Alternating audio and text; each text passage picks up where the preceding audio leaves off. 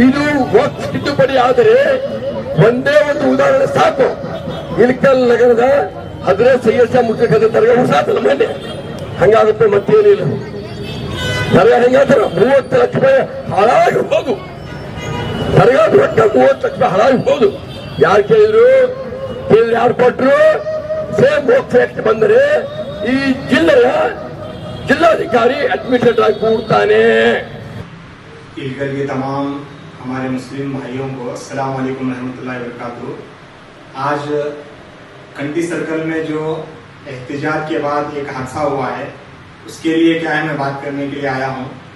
सबसे पहले तो मुस्लिम पर्सनल लॉ बोर्ड की तरफ से जो एहतजाज का ऐलान किया गया था तो अल्हम्दुलिल्लाह हमने उसको क्या है उस ऐलान को कबूल किया।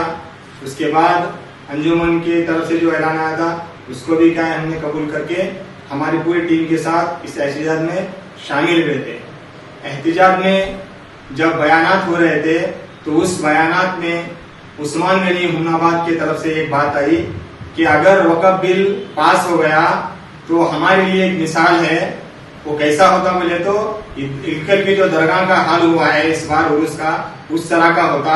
तहसीलदार उर्स किया, उसके बाद 30 लाख रुपए क्या है वो कहाँ चले गए पता नहीं।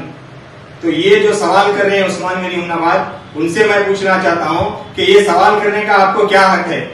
क्योंकि जब 20 साल का हम हिसाब किताब पूछे थे आपको तो आप उस वक्त जवाब नहीं दे सके क्योंकि आपके पास जवाब नहीं था। दरगाह की मस्जिद को डेवलपमेंट के लिए 70 पर 2 लाख रुपए सैंक्शन हुए बोर्ड की तरफ से, उसका हमने सवाल किया तो उसका भी आपके पास जवाब नहीं था।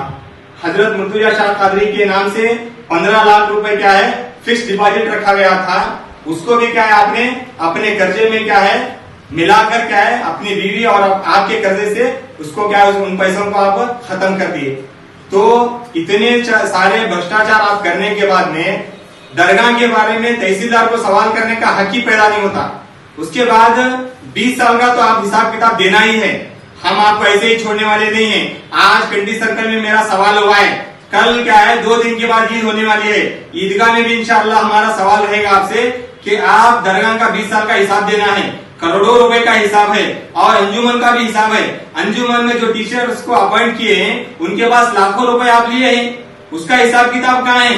एक आदमी आपका मेंबर उससे आपसे सवाल करता है कि वो जो टीचर अपॉइंट करे उसको पैसे कहाँ हैं? सदर साहब बोले तो आप उसको अंजुमन से निकालते हैं, मेंबर से निकालते हैं और उसको हेब्बट बोलते हैं आप।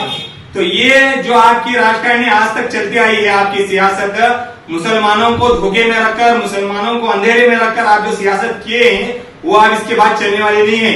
या तो आपको हिसाब देना होगा या तो इस्तीफा देना होगा।